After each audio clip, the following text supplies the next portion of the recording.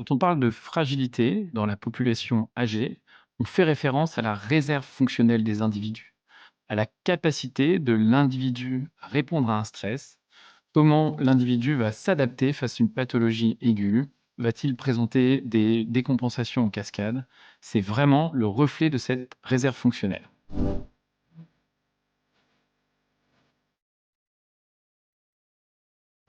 Aujourd'hui, des scores de fragilité existent et doivent être appropriés non seulement par les cardiologues de ville, par les médecins généralistes, afin de dépister cette fragilité.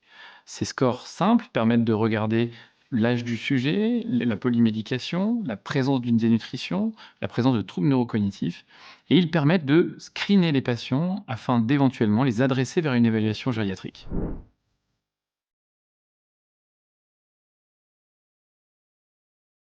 Nous avons les données aujourd'hui pour dire que identifier la fragilité dans l'insuffisance cardiaque est extrêmement important.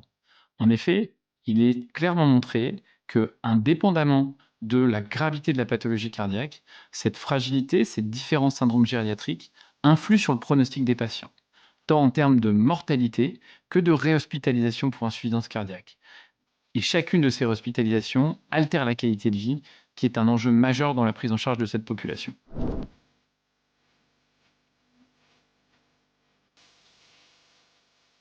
L'enjeu de la prise en charge de cette fragilité et de l'évaluation gériatrique dans cette population sera de proposer un plan personnalisé de soins.